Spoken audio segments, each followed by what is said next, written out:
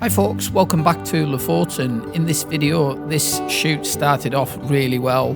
Great conditions, enjoying the process, everything was coming together nicely.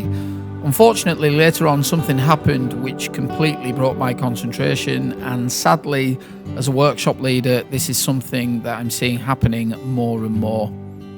Stick around to see what happened. Hi folks, welcome back. So you joined me about a week after my last video up at Egham. Very different conditions today. I'm on my 2 days off in between the two workshops that I'm running this year, just trying to grab a bit of my own photography really during this period. I've wrapped up with the first group this morning, cracking group of lads. I've just finished dropping all those guys off at the airport. I really enjoyed the company, some really great fun this year, and I really look forward to seeing their images because we had a real range of conditions. It started off quite cold when they arrived, and it's progressively got a bit warmer but a bit more stormy, so you know, lots of stuff to shoot anyway. And as I say, 2 days off, so I'm out here shooting this afternoon down at Vareid. It is pretty windy today. We're at high tide and it's a bit lively out there, hence why I'm filming this piece to camera in the car, just because, you know, it's a bit loud and a bit noisy. But anyway, let's get out there and see what we can produce. Okay, folks. So we're down at Vareid, and it's a little bit wild here. Hopefully the sound is okay. You can see from some of this footage, it's pretty lively. So I've got to be on my guard a little bit here, obviously for myself from a safety point of view, but also the equipment as well, keeping it well back from potentially getting wet. Now the tide is high at the moment, it's just starting to go out. It's going to be a while before it goes out because it's pretty active, but I should be able to safely move forward and shoot these compositions without fear of really getting too wet.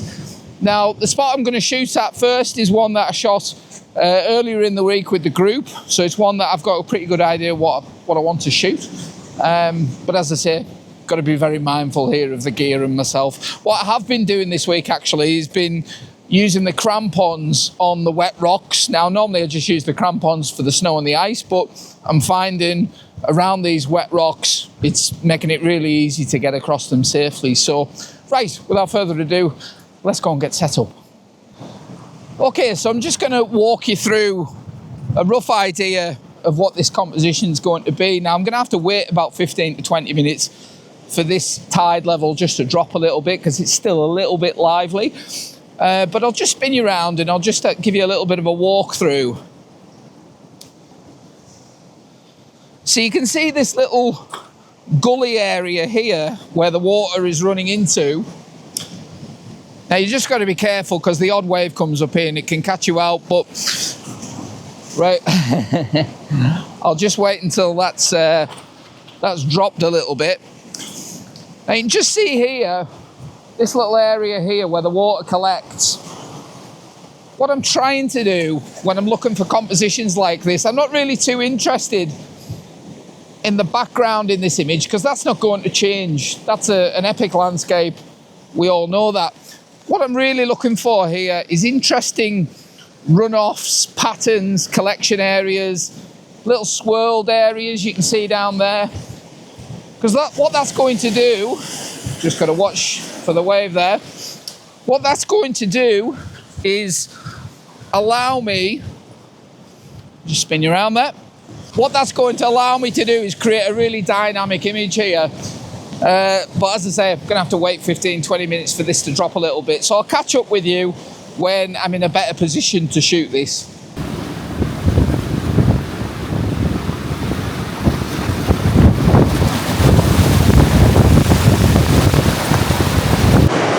Okay folks, I'm having to be really careful here. Hopefully you can hear me all right. The tide's just going out a little bit. Now it is quite slow going out here because it's you know, it's really quite lively. What I was doing there while I was waiting is I actually had a shot lined up to the left of where I'm stood now in landscape format, and the same sort of theme, just looking for these little interesting runoff patterns and little gullies where the water can run out and create an interesting pattern. That's going to make your images, certainly this sort of seascape photography, a little bit more dynamic. Now Okay, so I'm just jumping in here quickly because this was a bit of a facepalm moment in hindsight, because looking at this composition on the screen, this is a much stronger shot than the one that I actually settled on. So even though I took the shot and it was well worth taking in that light, I really wish I'd done a bit more video around it. But there you go, hindsight's a wonderful thing. The main thing is though, I got the image and it's here on the screen.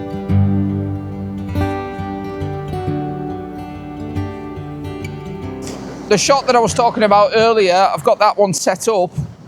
This is in vertical format, and same sort of thing. I've got a narrow little gully running right down the middle of the frame that leads to a point where the water collects and then it runs off into the distance towards that epic view. Now, in terms of shutter speeds, I'm actually finding that the longer exposures tend to work a little better here, because when you've got an active tide like this and there's a lot of white wash around, if you go for a shorter shutter speed, yes, it can show some action, but it can also end up giving you a load of white in your frame and you can't actually see the rocks. But anyway, I'm going to keep shooting here. I'm just waiting for the light to pop out on the mountain, and hopefully I survive to the next shot. Here it is on the screen. Let me know what you think.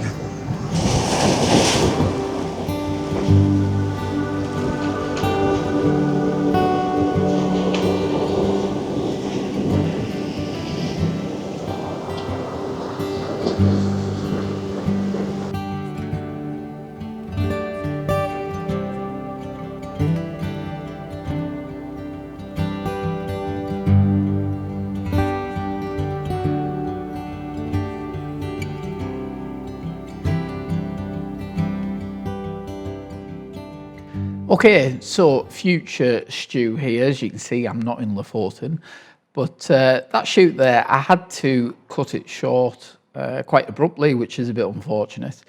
And you'll have guessed from the title and the thumbnail here that this is the crux of the video, I guess. But as you'll know, if you watch my channel, you'll know I don't go in for the kind of clickbait controversy nonsense. But I think something like this, I think it's important for someone in my position who runs workshop tours and has done for many years to kind of call it out, this kind of behaviour a little bit, because it is unfortunate. Now, I'll give you the sort of context first and then I'll get into the meat of it after that. But basically, as you saw from the intro to this video, there was a bit of an unfortunate incident where I was shooting at the place that you saw in the video, and that's quite a confined space where you've got to do quite a lot of clambering around across a rocky area to get to that spot, and I'd been there for about an hour.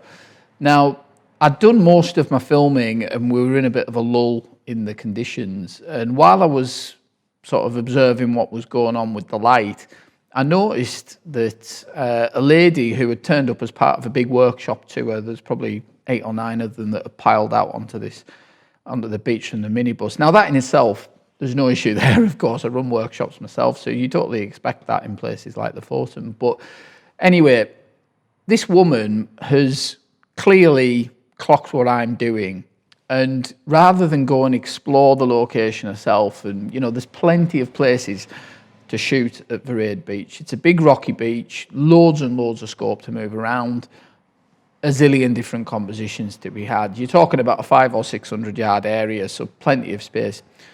And I've watched this woman, and she's literally gone straight from the minibus, saw what I'm doing, and gone straight towards where I'm at. Now, if you were shooting in the general area of where I was, that's, you know, it's perfectly normal. You would expect that. But this woman proceeds to not only get in my personal space, she's basically locking tripod legs with me at that point, which, you know, I found to start with quite hilarious, to be honest. And my good mate Daz Knight, shout out to Daz if you're watching this, he was next to me at the time, and he couldn't believe what was happening. We were both having a chuckle to ourselves about it. But anyway, this woman, tunnel vision, proceeds to stand right next to me, within a foot of me basically, and totally expressionless, not even a shred of awareness, just basically crowding the space and hoping that I would move, basically. and you'll know if you do this, that this kind of thing, it breaks your concentration a little bit, and you're kind of in the moment a little bit, and without wanting to get sort of too arty-farty about it, you're there and you're experiencing it, you know what I mean? And as I say, I'd been stood there for about an hour, and I looked at it and I thought, right, this woman is really annoying me. She doesn't understand English, because if she did, she'd have picked up on what me and Daz were saying and she'd have probably said something. But it was if I didn't exist. She was totally oblivious to someone next to her or anything. She was in her own little world, this woman. And I thought, I've got a reasonable shot. I don't know if these conditions are going to change. I've shot here plenty of times before. Rather than just get wound up by this woman, I'll move and I'll try and find something else. Which, to be clear, if the light had been really kicking off at that point, there's no way on earth I would have moved. But because it was one of those 50-50 ones where I thought, well, I don't know if it's actually going to get any better or not, I'll move and find something else. So I move, and you know what's going to happen. Sure enough, about 15 minutes later, the light absolutely explodes. And I was really quite annoyed, because even though I managed to fire off a few shots here, which I'll put on the screen here so you can get a flavour of what was going on with the light went absolutely nuts. I mean, it was as good a light as I have seen at that location, and I've been there quite a few times by now. So I kind of looked at it and I thought, I missed a really good shot there. I missed a moment, and really it was kind of brought on by this woman being very rude and kind of spoiling the experience a little bit. And I don't know, let me know in the comments, do you think I'm being a bit precious about this? I personally don't think I am. I think there's a line there that's being crossed between taking a bit of inspiration from what someone's doing and just crowding their space and spoiling the experience. I mean, we all know there's locations around the world that you have to lock tripod legs a little bit and all that, because it's kind of the price of the admission on the ticket, isn't it? You know, places like Vareid and even Hamnoy down at the bottom of Lofoten, you expect that because they're those type of locations. But Vareid is definitely not one of those places. There's loads of scope for photographers to kind of spread out and have a look at different shots and whatnot. You don't have to do what this lady did and basically just crowd someone in the hope that they'll move, which I don't think is on. And as I say, it would be wrong if I wasn't calling this kind of behaviour out, because I've done these workshop tours for many years, and if I saw that kind of behaviour from any one of my clients on a workshop, I'd be immediately on them, telling them to move and go and find something else, because you're making other people feel uncomfortable. Now, there's probably a few people watching this thinking, well, you know, you've been a photographer for however long, you should have just stayed there. Well, most of the time I definitely would have done that, but on this occasion, I don't know why. I think she was just getting on my wick, and as I say, I moved. But it really kind of soured the experience a bit, because, as I say, I missed what could have been a really great picture. I mean, the picture I got, I'll put it on the screen here again for you, I was pretty happy with, but it could have been so much better. Do you know what I mean? So, as I say, let me know in the comments if you experienced this kind of behaviour before or not. Is it prevalent in your country where you're from? I don't know. It's, as I said, it's not something that I really see in the UK that much. I don't know if it's a cultural thing or not. But yeah, kind of a shame. But I was actually going to put the second part of this video in, well, basically have one longer video, but because of this taking a little while to explain, I thought this would be a natural finishing point in this video, and